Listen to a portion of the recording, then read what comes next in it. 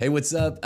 We're here with Nando today, church planter in Buckeye Social Church. I'm Nolan, your host, and this is the Lead with Vision podcast. I'm so excited. Nando planted an incredible church, one of the largest launches I've heard of in a long time, and it is a bilingual church. Is that the right way to say that? Bilingual, we say it dual language. Duolingo. Duolingo?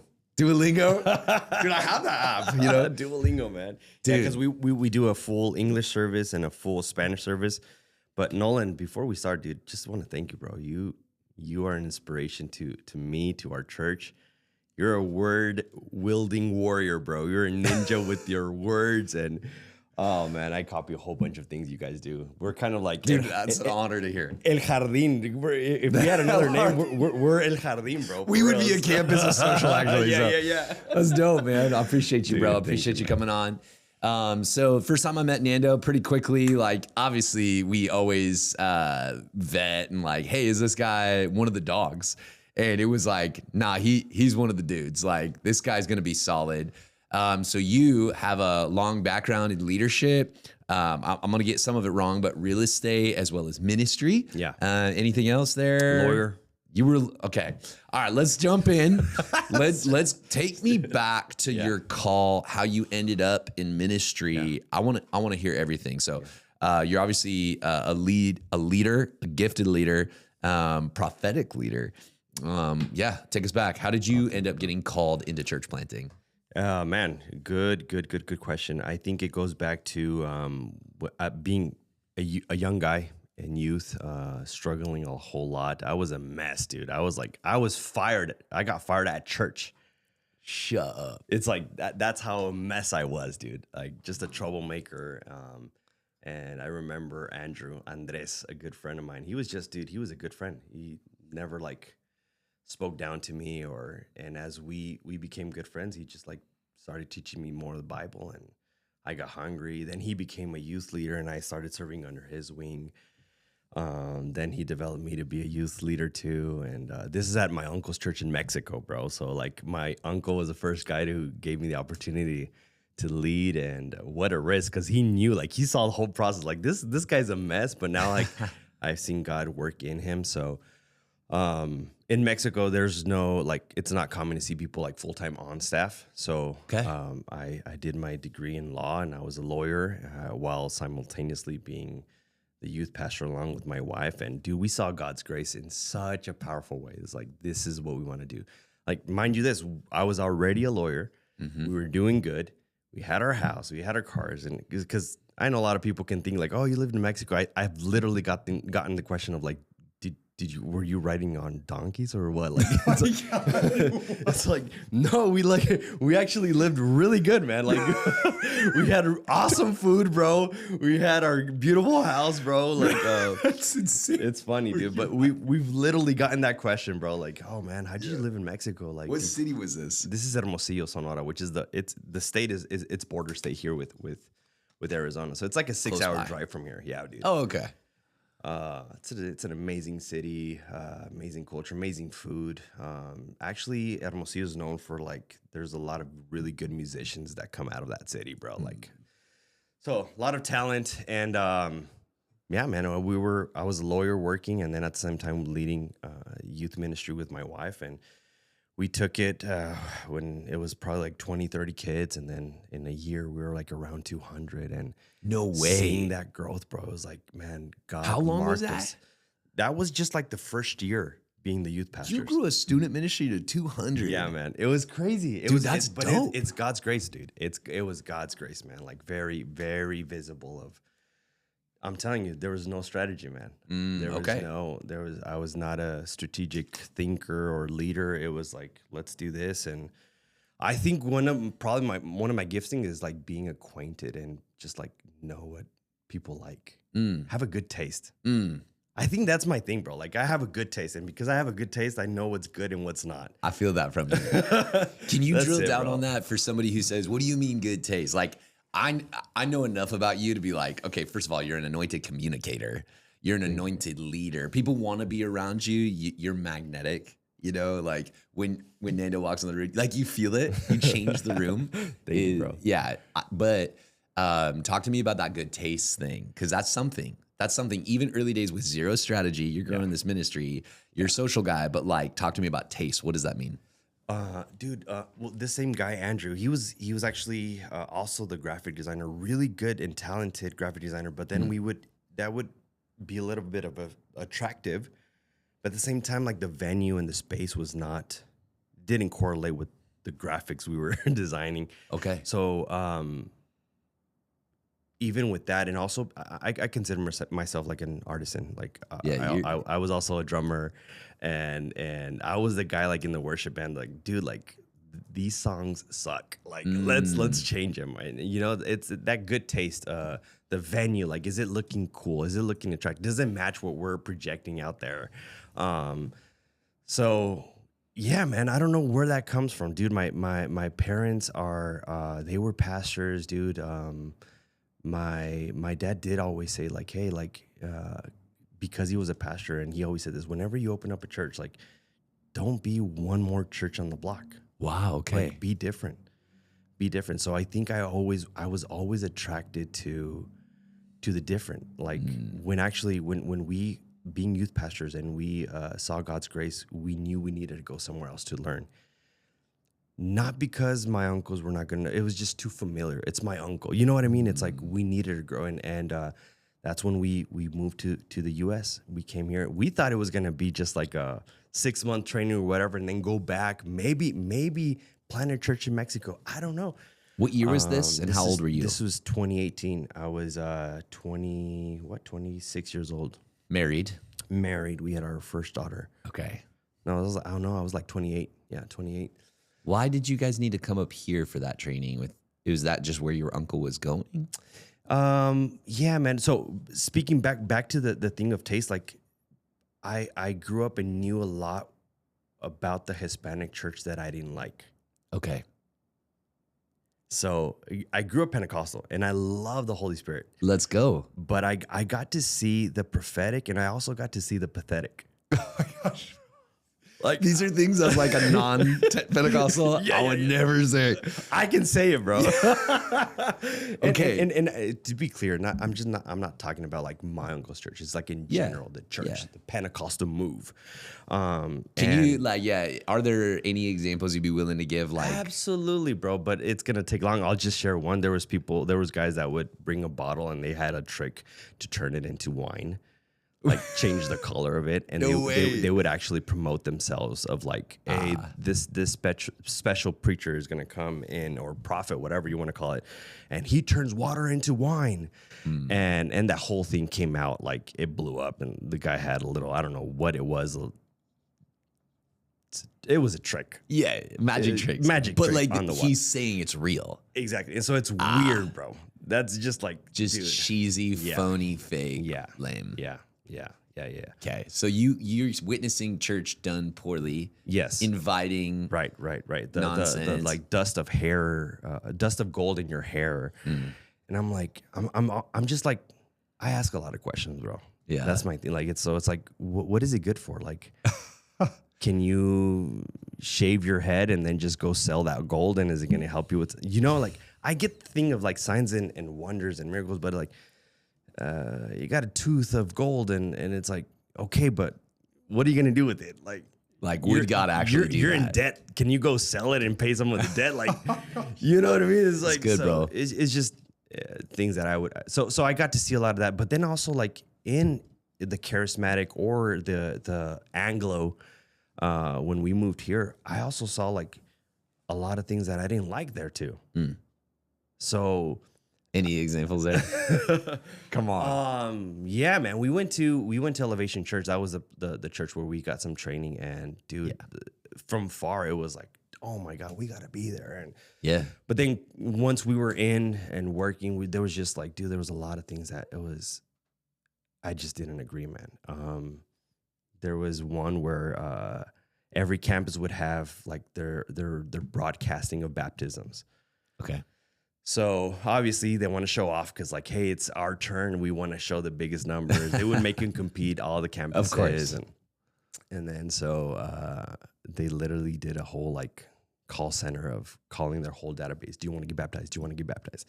I got the call too, and I was like, I'm already baptized. Like, oh, I know, but we just want to check if you want They were on that grind, dude. Do you want to get baptized again? Like, it's this off-putting. Yeah, I see what you're saying. man. Yeah. So, Well-meaning, but off-putting. right, exactly. Can we dude. update this system to make it make sense? Exactly. Can we That's make good. it So better? you're a critical, analytical, good leader, strategist, and you're finding that you're trying to move towards excellence in the middle of all of this. Dude, can I tell you something? I struggled a lot when I got to see how good a church can track everything and kind of also like have a formula or a strategy for everything, even someone's growth. Like I struggle at being, I come from like no strategy, man. It's just we never had like a growth track. It was just you just come to church and God will make you grow someday eventually. If you just pray enough, I don't know, it's like, and then going to the other extreme was like, oh my God, like you can track even how someone is engaged, how many, I struggled The tension so much, between those two is real. It's real, man. I was like, wow, you can actually almost build a church without God. Wow. Okay. That's a line.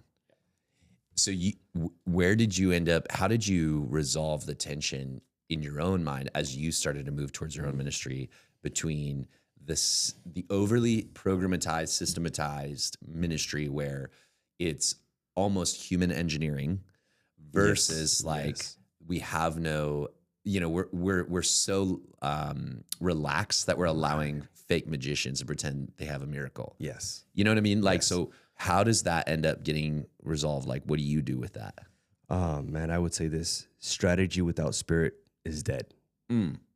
You can have the best strategy, bro, but if the spirit of God is not there, dude, people sense it too.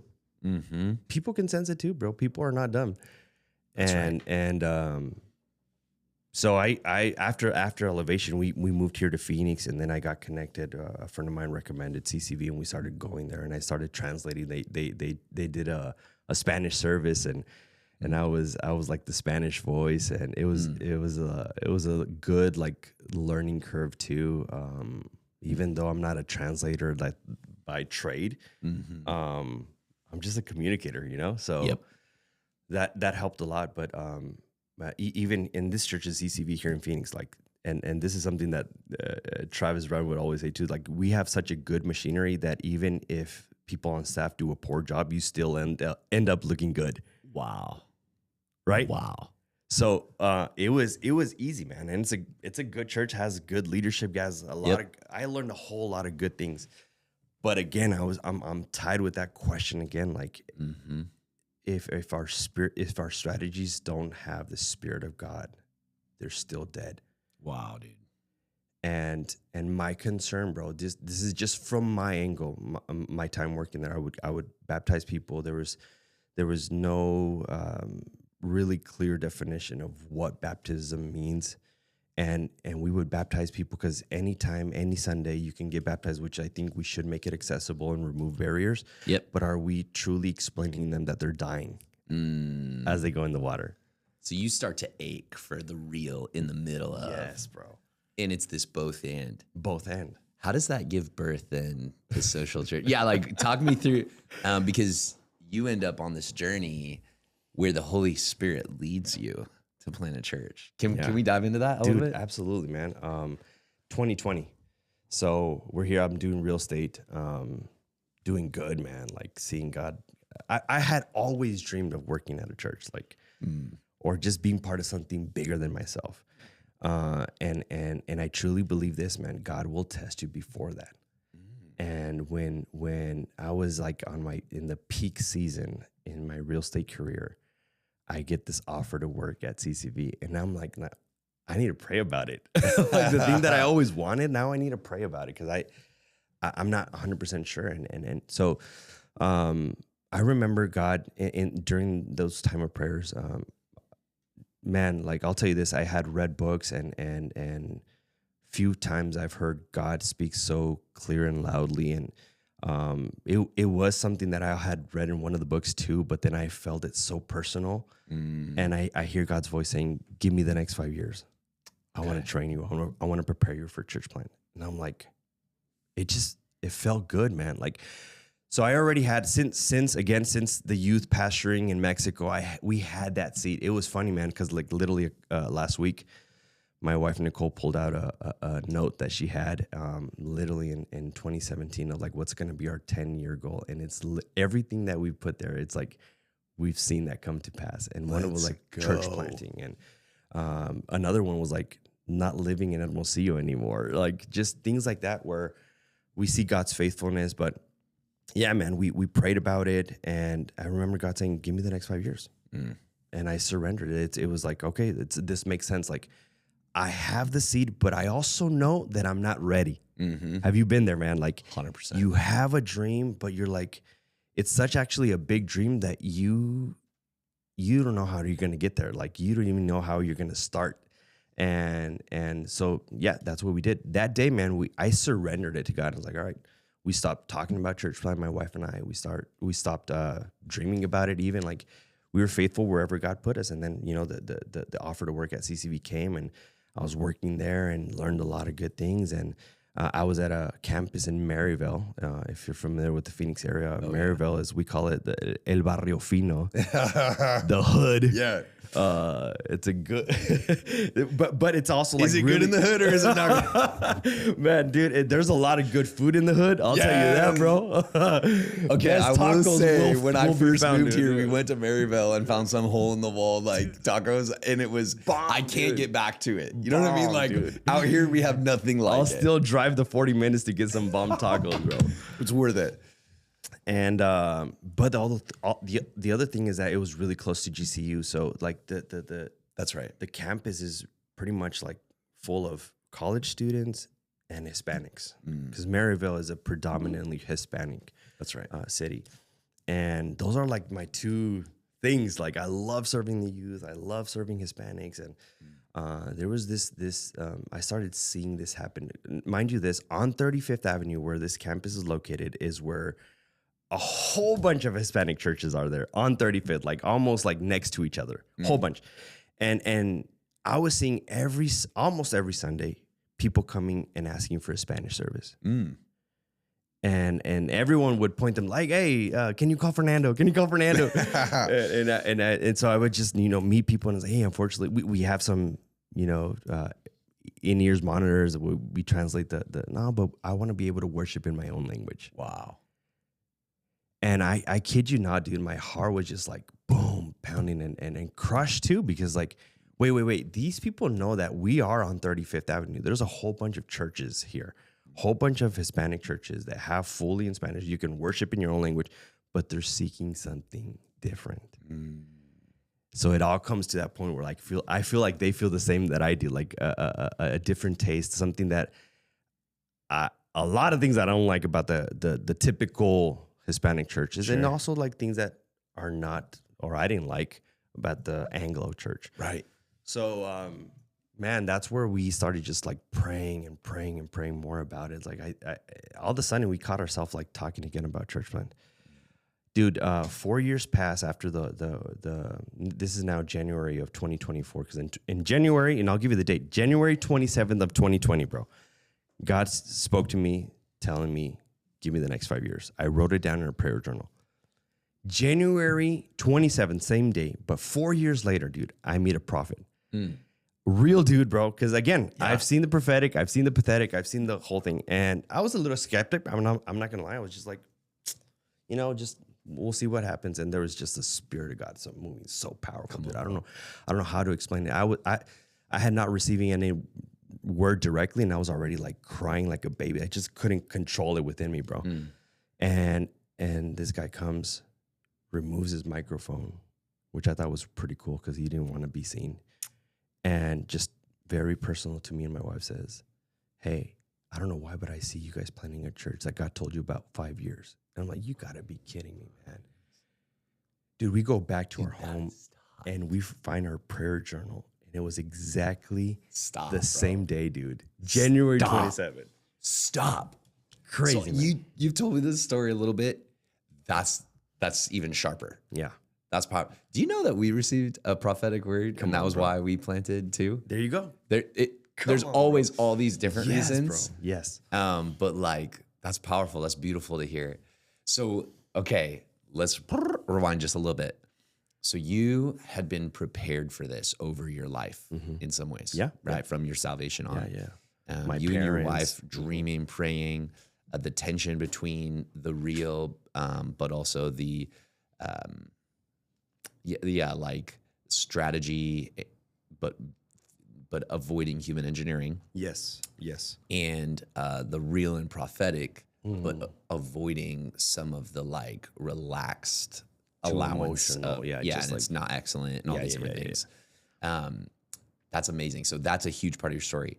And then God begins to put you in places of preparation. And then ultimately you actually get words from God that lead to this whole thing.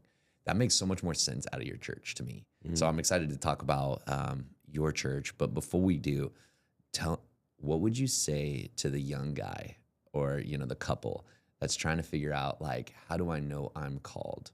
Or when is the right time for me to plant? Can you speak to that person who's in a similar spot? And this could even be like, I mean, obviously you planted a dual-lingual church. Like, maybe speak to that person who's in a similar spot to you. But all those guys, I'm reminded of Moses when he had already in a seed form this calling to deliver his people, but when he did it in his own strength, in his own strategy, he ended up killing an Egyptian and he has to run away because he felt he was prepared. He felt he was in the right position. He had the power, the influence. Wow. 40 years go by. 40 years, bro. And when God calls him, he feels unqualified. He's like, no. I stutter like, what am I gonna say? You know what I mean? Like, Yes. Isn't that crazy, bro? Like, when you feel you're prepared, that's actually the sign that you're probably not. Wow. And then 40 years go by, and when God is like, no, you're ready, he's like, I don't think so. Doesn't growth look that way, man? Like, That's when right, you bro. feel like you're not actually, you have a lot more room to grow, God's like, well, that's exactly what I need from you. Like, that's what the self-awareness, man. And then just to add to that, John 12, when Jesus said, hey, a seed must be able to die. If it falls on ground, but it doesn't die, like, it's not going to produce fruit. It has to die. So even your calling or dream, if it's in a seed form right now, are you willing to surrender it and die to it? Those 5 years, that's our process. We literally die to it. We stopped thinking about church planting. We stopped thinking about everything, man. But it was God building us up, man. Dude, I don't want to take from your story at all. I'm just actually like resonating so hard because I don't know how much we've talked about my story, but like very similar in some ways. We were not prepared. I was 20 and starting to listen to like, Timothy Keller, Ed Stetzer, like every church planting thing I could get my hands on, reading books. But I was 20 and we were newly married, or I was 21. And I ended up in a warehouse, like sharpening knives mostly, but then also shipping and stuff. And there's a lot of work to be done in a warehouse for the Lord. But something died inside of me for like 5-6 years because I was just grinding and like I didn't see a pathway to ministry, didn't go to seminary, yada, yada, yada. Yeah. And I let that dream go and started going to school for computer programming. And when that decision was made after a year of computer programming, I ended up helping to start a student ministry as a volunteer. And for a few years, volunteer at a church plant. So it's funny how like God takes you to the wilderness when he wants to call you into greatness. Right. He's like, hey, I'm going to call you to leadership. 100%. David. Here comes the desert. Yeah. Here's the desert. Here comes the pain, the process. Here's Saul going to, yeah, bro. You know what I mean? Yeah, dude. The bear, the lion prepared dude. David to defeat Goliath. Yes, bro. I didn't mean to camp out this hard on this, but like you're just dropping such wisdom. Do it. If you had a few like practicals for guys in that wilderness season, like, hey, you're not going to be a church planter for a while. Thus says the Lord. What do I do during that period? What should you do? Dude, teachable. Get hungry, humble. Patrick Lenciani, right? Humble, hard, smart. Yeah, it's like you got to be hungry for it. Like this is not a waiting season. It's a preparation season. Like you have to be preparing yourself. You have to be knowing yourself more too, bro. Like what are your things that are limiting you from leading well. Self-awareness. You said it. Yeah. Getting surrounded by people that will help you too, man. Like that was part of our story too. That's where we got connected with Vision Arizona, man. Papa Randy he'll tell you straight, bro. Like, hey, He will. I don't think this is gonna work. Or he'll tell you, hey, maybe move on a little bit or sharpen this idea. Or like, hey, I see this in you. And it takes coachability to be Yes. hungry for that. Mm-hmm.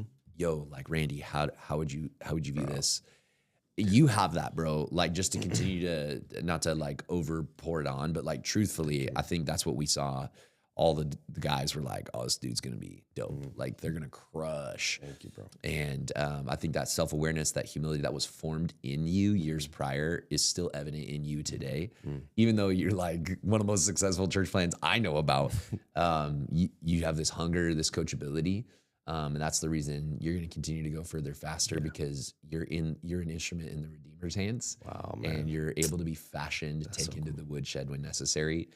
Okay, so tell me about Social Church. Where does the name come from? And then talk me through your journey a little bit. Thank you, bro. Social, it's another word for fellowship, being relational. I think like everything we do around is around this idea of like being relational, connecting with people first to then connect them to the most important relationship with Jesus Christ. Before we correct someone, we connect with someone, like, Come on. and being relational. But then also we were looking for a perfect cognate, a word that can mean and spell the same in English and Spanish. So that's sick. Social. Okay, so I didn't realize that. That's brilliant. Yeah, social. So we save a lot of money in marketing and printing materials, bro, because we just put social and that's it. I'm telling you, bro, like you're the like magnetic personality guy who's excellent, whatever. But like you are a strategist, you know, like you're like, we can't strategize our way through this, but then your brain can't not like solve marketing problems. That's genius, dude. I love it. That was an idea, a friend of ours in San Diego, Abe Camacho. He leads local church, which is local. It's dope, dude. And I was like, dude, that's beautiful. Dope. So, yeah, man, we came up with that name. We prayed about it. That one felt good, landed. And obviously, bro, it's funny. This is a part of our not being so strategic that we like the color blue. And it's like, it's part of it. But, and we get comments, dude, like, oh, social church. And then blue, you guys are socialist. Oh my God. Oh my God, bro. It's like, no, not People even, who man. stretch for anything I know, today, dude. bro. It's People, like, wow, bro. Did not see that one coming.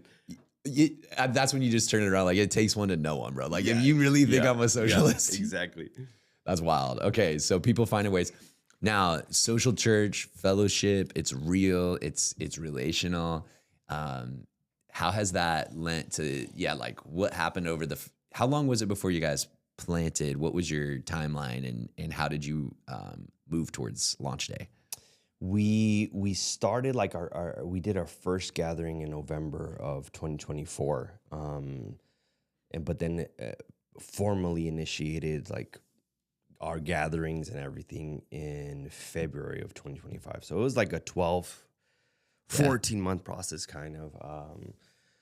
But man, it was, I love what you were saying about like this whole trusted situation and God anoints you not through platforms, but through processes. And that was like a beautiful process for us, man. Like during that year, all 2025, we were building this whole thing, our launch team, which we learned with Vision Arizona. And I'm like, oh my God, this is so much work. I cannot imagine right now leading a church, having to prepare a sermon while doing all this at the same time. So right.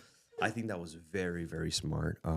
Talk to me about what you mean there for people who don't know the Vision Arizona process. And I know you guys are Arc Church too, but yeah. What do you mean by that? Like you were told not to work at the same time? We were told that like we need to build a launch team, people that are going to be all in, committed people, 100 adults, all in. Mm-hmm. And so what we were doing is meeting with people, coffee shops all day, bro. Like even like speaking about relational, like man, I saw way more profit meeting on the one-on-one than doing like a social or an interest party. Bro, you don't hear a lot of people say that, but I agree. Can you drill down on that a little bit? Like So, because it, for the person who's like brand new to church planting, doesn't know the process, typically you do events at a certain rhythm, like once a month ish. Yes. And then from your kind of externally focused event, like some people call them like interest parties or whatever you do, you then point people to the team. And it's like the more inside event. Correct. And you just kind of Correct. they call it either the M or the W. The W, it's like, yeah. come to this, then come to that, then come back, then come to another thing. Point is that like you're saying, okay, so those are events, those are room fillers, which is great, and you got to do that. But you found profit in like, there's this one-on-one, very relational part of that. Can you?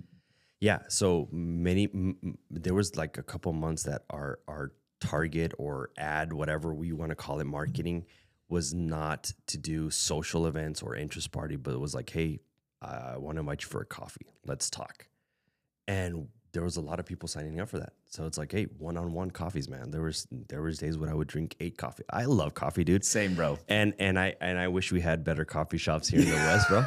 I talk about that all the time. But dude, yeah, man. Like even about speaking about coffee shops, and you mentioned that in one of your podcasts, which I loved. Like it's all those like small details they put into a coffee shop. But I go to a Starbucks for convenience.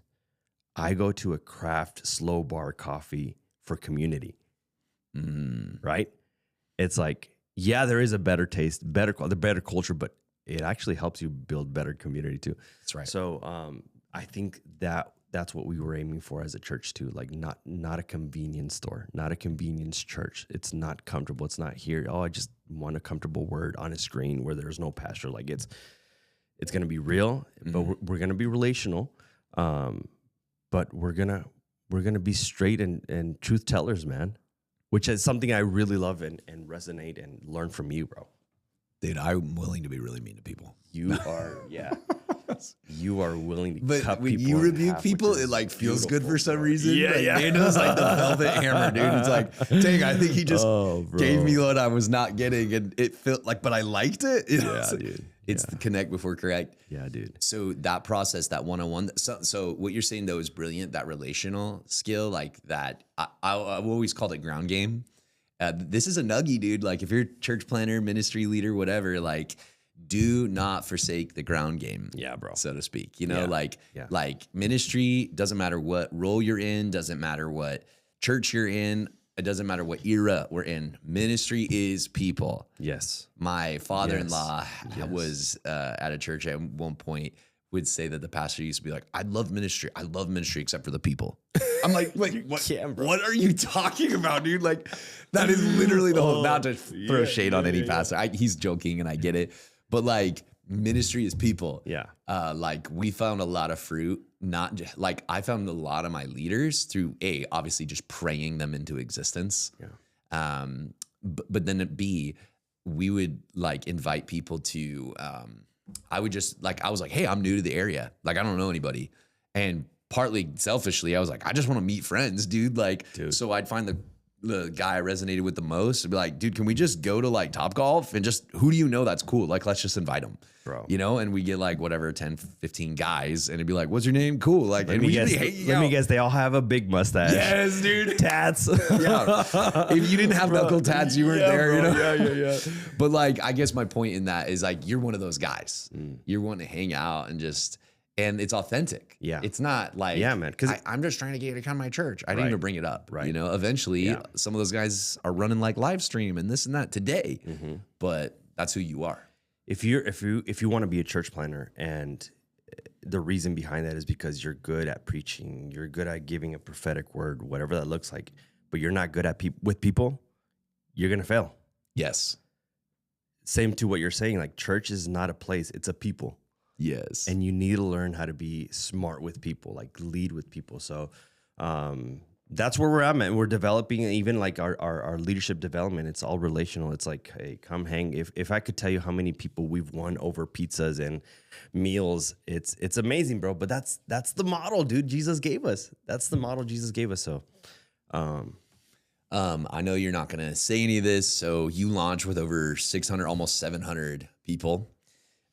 That's nuts. Like that's nuts, dude. It's crazy, bro. Okay, but It's like people crazy, that aren't in Arizona won't get this, or who aren't in our neck of the woods. Yeah. Like 700-ish people in Buckeye though. In Buckeye, Like bro. there's more cows than people in Buckeye. No, I'm being a jerk, but like truly, that's an exceptional achievement of God the Holy Spirit in and through you, and crazy. So when I saw all that, and like you guys also, okay, here's another thing. If you don't know church planting, church planters launch a church, and all their buddies fly in. Like this was true for us. Yeah, you get everybody. You pack the room out, dude. Like pack it out, and because people want to be around people, which is good.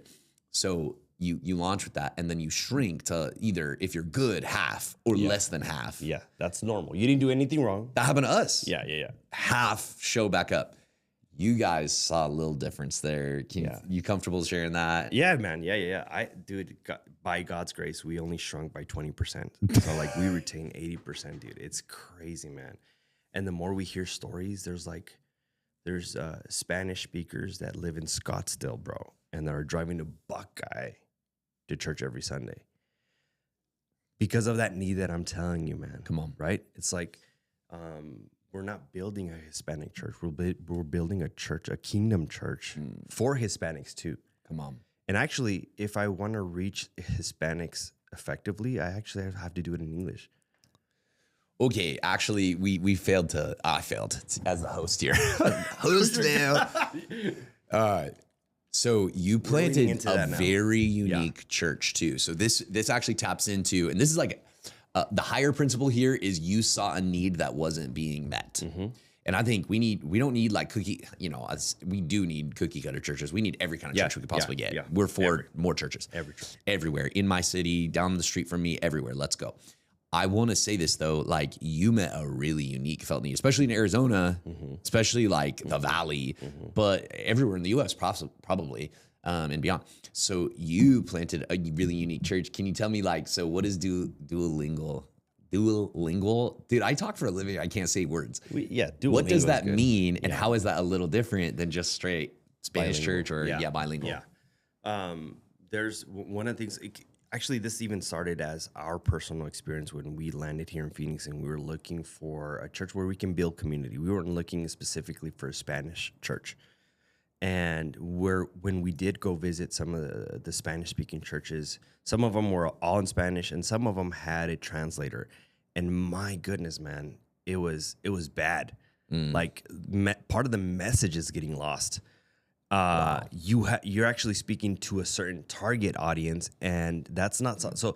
The language is not the whole problem; it's the culture.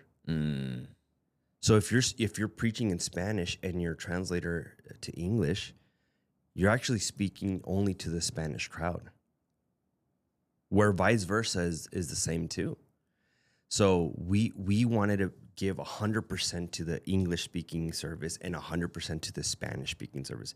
More work, yes. Worth it, 100%, man. And you do that by preaching in English at one service. Yes. And in Spanish at the other service. The next service, yeah. Dude. Who is doing that?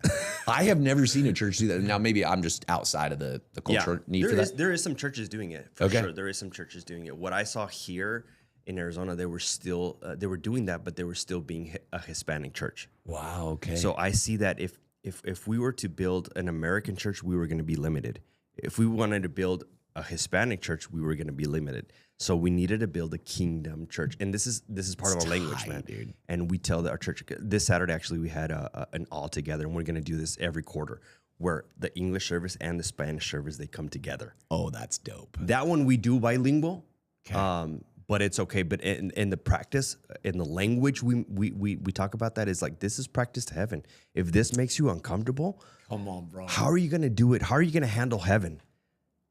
Dang. Revelation says every tongue, every nation, every tribe, like we're all going to be worshiping God in our own languages. You know, it's like, so if that makes you uncomfortable, dude, I got to start studying right now, bro. Like I can't. If that makes you uncomfortable here, you're going to be very uncomfortable in heaven. So that's been our language, and people love it, bro. People love it. I'm actually gonna put in an application after this.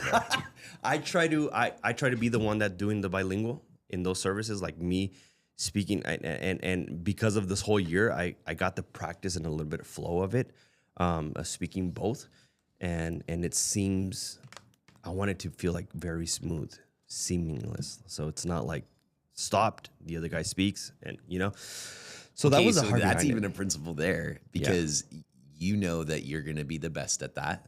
Not in a weird way, but Yeah. you care the most about it. Right. And I care leaders the go most about it. first. Yes. And so you're like, For sure. I'm going to learn how to do this in a way that is maximally effective. Yes. Did you see that modeled anywhere or? No, that I didn't. Yeah. Yeah, and it was and that was a lot of trial and error. Like, hey, Nicole, we started off some of our interest parties like, hey, I can do English, and then you translate for me. And it was like, no, you know, like they want to hear me, and they don't want like the leftovers in a sense. So I just got better, man. It's a lot of work. I bet. Because there's even like me speaking, sometimes I can't flow because I need to go back and now do it in Spanish a little bit and just things like that, man. Because I have an idea, I have to put it on hold. Hold up. And I need to go do it in Spanish and then come back. So there's a lot of that, but I got a weird question. Go for it. Contextual is you're probably like you should be in some textbook somewhere, your church, on the art of contextualization. Some missiology book or something. GCU should be like you're too kind. No, I mean this is who else? So bringing the question is, do you ever even like change an illustration or change the way you say things in a certain way to contextualize culturally? Because it's not just a language; it's a culture. That's what you said. Yes. So you have any examples? 100%, dude. If I do a cat joke in the English service, it can land. It will not land on the Spanish service, bro. For real? Like, Why is that? Hispanics hate cats, bro. Well, because they're filled with the spirit, dude. Bro, it's just not gonna land, bro. Like, right? If I do a golf example in the English service or whatever, it's like I need to do soccer. I need to do Club America or something like that. So, yeah, bro, it's like knowing your people. That's dope. Knowing your people, bro. Bro, this is so good. Okay. Principles for church planting, ways you guys approach things, not just because of the dual-lingual, but strategically different. One thing I know that you started to touch on is this leadership concept. You have a very relational and intentional way of developing leaders that I think like everybody would be pretty refreshed kind of hearing your model and strategy that you're trying right now. Yeah. So how are you developing leaders and what's that actually look like? I have a goal right now of building 100 leaders, men, just men. I'm focusing on men right now. So at the same time, I started seeing that we needed to grow our Lilo, our setup team, load in, load out. It's a hard team. You know this, bro. Like not everyone wants to serve in this team. So what I started doing, man, is like, you know what? I'm going to start developing and I'm going to do a Bible study Saturday, 10 a.m., pour into them. But this is going to be like, we're going to lean into the topic of leadership. We're going to lean into like manhood, like how to be a better man, better husband, better leader, man. And I believe this. When the leader gets better, everyone else gets better. Come on. And that's also something very common in the Hispanic church. We do services for women and it's packed. Wow. Okay. We do services for men, crickets, bro. Wow. So I want to change that. And, come on, bro. And I said, I think the best way is to pour into them. If they come here and the only communication we have with them is, hey, we need you here at Saturday for setup, they're going to get tired, bro. Yeah. They're going to like, but if we change the language, like, hey, come and grow with us, come and learn, come and lean into the topic of leadership. So we started doing that, bro. And it's been amazing. We have 2 Saturdays doing it. And bro, we end up in our knees repenting, bro. It's like, that's the part where it's like, you need to be following where the Spirit is prompting you, bro. That was not my idea. Nolan, let me tell you this. That was not my idea. That was the Spirit of God telling me, bro, you got to do this. That's right. And that's being obedient. How did you hear that? Oh, man, like contemplating on it. Like it's thinking about it. It's like, and it's in prayer as God, like I'm seeing this need. How can I get this better? And as you're just like thinking about it, there's an idea that pops in your head. Here's what I know about you, just kind of like learning from you right now, is you're a big fan of Acts 6 and Acts 7. Yes. Or, yeah, is that right? Bro. Yes. And it's actually just coming to me in the moment that that has been, we before we were on the video or whatever, you were talking about that a little bit in terms of leadership development, and I'll let you cook on that. But actually, one part that I didn't even think about is in Acts 6, they refuse to serve the tables because they need to be devoted to prayer and the ministry of the word, the like apostles, right? Yeah. I think that's a very important key idea in both church planting and church leadership, that if you lose sight of prayer, hearing from God specifically, yes, dude, and him leading and guiding your steps, then you miss so many moves that God would have you like walk in your leadership. I feel like half my job, and like shamelessly, I carve out hours in my week to sit alone, not just like in like holy prayer, like you picture, but like I'm like, I probably have something I undiagnosed somewhere. I have to walk. And so like I work it into my day to like, hey, I have my last meetings at 3 or whatever. Like afterwards, before I go home, I'm just gonna walk this. I'm gonna walk around the office. I'm gonna walk in my neighborhood. I'm gonna walk in and I'm gonna prayer walk, and I'm gonna hear from God. Like, Father, what are you thinking about this? Does it make sense?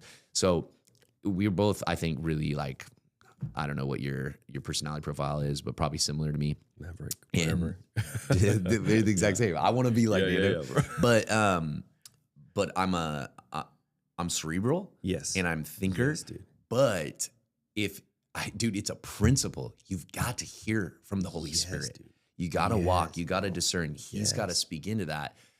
Because we can get so in our head, back to the human engineering of it. And I'm not casting any shade on anyone. Engineer stuff. Please be an engineer. But don't strategize your church. Don't strategize the Holy Spirit out of your church, bro. Yes, bro. And I feel like so many insights and so many ideas came just from like walking with God. That's you, bro. And so now you've got this men's ministry, basically. Yeah. How many dudes are helping you set up after you guys pour into them? So our whole, just the guys that come to the group, we're like around 30. And then... How long have you existed as a church? Just 5 weeks, bro. Dude, 5 weeks, 30 guys every hungry, Saturday setting up. Yes.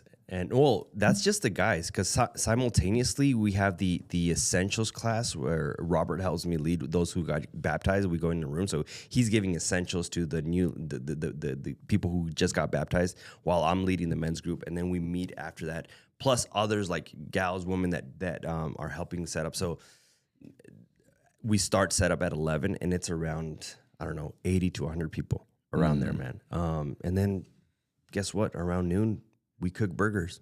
Come on, it's bro. time to, it's like, it's pouring into them. It's thanking them. That's another thing too, bro. I can say that, dude. I can say this, like, the generosity factor is not common in the Hispanic churches, bro. Okay. So this is not, and it's funny because like they would even come like, hey, how much do we have to pay for the burgers? Like, are we doing? No, like this is us giving to you guys. Wow. So that's been really cool to see that, man, and men rolling up their sleeves. Come on. And just taking the challenge of stepping up and it's the testimonies out of that too, bro. It's like, men that were about to, go through a divorce or just things like that, struggling, bro. Like we've seen a lot of prodigal sons, bro.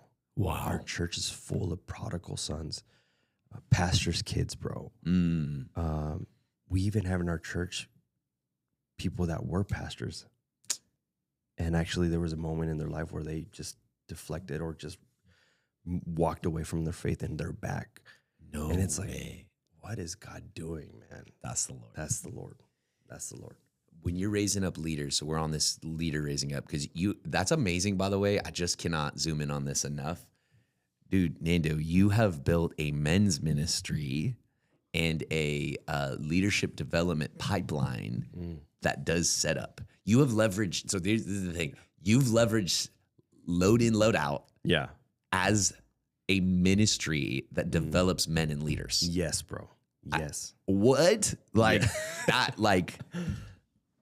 Yeah. Write that down, bro. Like you're taking notes. Yeah, I feel like if any volunteer, man, if every time they're being communicated by their leaders of just like, hey, we need you to be here this day, and we need you to do this and that, but we're not pouring into them, man. It's like they're gonna get tired, bro. Like, so we want to communicate that we want something for them, not something from them. Whew. And that's been the relational key aspect of it, man. And just going with that and just leading wherever the Spirit leads us. If you're a church leader, if you're a church planter, how can you take otherwise, I guess, unattractive ministries and pour into people through those ministries? Dude, that's the principle, bro. That's the principle. So good. Okay, so God's been doing a lot through church. God's been doing a lot through you. I got two last questions. One is, what are some other principles that if we don't hit these, you got a fire in your bones, you got to say it. What are things that you're taking away, learning right now that you're just so excited about? You're like, hey, I want to leave you with this. You touched on Acts 6 right now, and I love it because it's becoming a framework within our church. There was a problem where there was widows and others people that were not receiving food when they were distributing food, and the apostles like, hey, it's not fair that we have to preach the gospel and set up tables. Like, we need guys to help set up tables. And then the apostles asked the assembly, they asked the church, you guys choose 7 men. Ooh. And they asked for 3 things. These men have to be full of the Spirit, full of wisdom, and good reputation. And I was like, what if our church works around that framework, man? And here's the really cool part, dude, because in those 7 guys, one of them was Stephen, first martyr. Yes. Philip was the other guy who took the gospel to Ethiopia. That's like, right. It's like men that were, here's a funny thing, like they were already filled with the Spirit. That's why they chose them. And when they choose them, it says that the church was pleased by this decision. And then they lay hands on them. And here's the thing, dude, like we think that the Holy Spirit comes when we lay hands. They were already filled with the Holy Spirit, bro. Come on. And so they have good reputation. The church loves them. And they were willing, bro, to set up tables. But that act of obedience of filling a need right now, like took them to places, dude, like they never imagined. Would you be willing to set up tables for the Lord? Come on, bro. Because you never know where the Lord can take you, bro. So what is the Lord asking? 3 things. Be filled with the Holy Spirit, be full of wisdom, and have good reputation. Dude, that's so good. That's it, bro. We're making that a framework in our church, man. I love it. You guys are a church that's bridging the gap, that's filling a need that I don't think very few people are filling. I think just to, like, I know you don't want this, but just to honor you, like to be a fire preacher in just your heart language, like let's say Spanish is one, like, wow, that guy's really good. He speaks Spanish and preaches a bunch of people that speak Spanish. You're like a good preacher in both. You know what I mean? Like you're a good preacher in English, bro. You're a good preacher in Spanish. And I've heard that. I don't speak very much Spanish at all. I took like 8 years. I can still, and gracias. I can literally like watch the novela and be like, I kind of get it, but not enough. Yeah, exactly. But like Miguel, who works with us, is like, I would go there just to listen to the Spanish preacher. I'm like, dang, dude, like, he's good. And then in English, like I know, like a bunch of people around here know you preach that fire, bro. Oh, thank you, bro. And so that's amazing. But yeah, dude, that principle I think that you just shared applies to 2 categories. It applies, one, to the church planter or the person who has a ministry dream in his heart. Yeah. Or her heart. Yeah. And it's like the Lord's saying, not yet. What do I do right now? Well, everything you just said, you're in the wilderness, you're in the preparation season, like don't waste it. Yeah, dude. And those 3 things apply to you. Like, are you filled with God's Spirit? Are you filled with God's wisdom? Are you willing to serve? Are you willing to, no one should have a seat on the bus who ain't willing to serve. Come on. So like roll up your sleeves right now, get to work and do what God's put in front of you, just the next right thing. So that is super helpful for the church planter. I think it's also helpful for the church leader who's saying like, what kind of leaders am I looking for? Yeah. Don't, and this, you're probably already starting to feel this, like people roll up and they're like, hey, I should be an elder in this church. I should be I'm called to preach. It's like, cool. Like, where are you serving right now? Come to the men's group, right? Literally. Like, yeah, come to the men's group. Like, and I'm making it mandatory now to the worship team and everything. Because if I have someone even in sound that doesn't want to pray, I'll look for another sound guy. Come on, bro. Another person in the worship team. Like, I'm making that like mandatory for everyone who wants to step into leadership. Because that's true, bro. That's true. We don't have platform. That's something I stole from you. We don't have platform. Like we get, because you're a new church, you get all these people hungry for a platform, and they're like, they think that you need them. Yes. And it's like, well, we need the Holy Spirit, man. So if he's been providing till now, he'll keep providing. I love your talent, but listen, we're more focused on your heart. How's your heart? And even those things of like them having to share who they are tells you that something is wrong within their heart. Wow. So let me work with you, bro. Yes. Come to the group. Yes. And just give them small steps of like, hey, can you lead a worship song in the group, right? Where it's unpopular, unseen. And that's where I can also see if they're taking us to the presence of God or not. Come on, bro. Just things like that, bro. Like always twitching. But I would say this too, man. Like get comfortable getting uncomfortable. The whole thing of like, I don't Say that again with some gusto, baby. Get comfortable getting uncomfortable. Like, preaching in English is not my first thing. You can actually hear me right now. I stutter. Like that's not my. But bro. I have to like lean into it and grow in it and just master it. It's an art. Master it so you can grow in it. But church plan is definitely going to get you uncomfortable in a whole lot of areas. Get comfortable getting uncomfortable. So good, dude. So good. Well, dude, this has been maybe the best interview. Sorry, Daniel and Matt. Never know. Shout out, dude. Sorry, Bill. Randy. You guys, you tried, but we got Nando on deck. Bro. Hey, where can people follow what you're doing? What you're doing is exciting. Yeah, like what's your Instagram? Social Church AZ. That's it, bro. On Instagram, on Instagram, Facebook. Yeah. Sweet. And your own personal handle, is it public? Yeah. I think it's Nando Mejia. Okay. Or for Nando Mejia. You'll find it in the Click on the church. show note, follow this guy. Well, dude, Nando, thank you for this. Let's do it again. Let's do it again, bro. All right, Lead with Vision podcast. We're out. Go.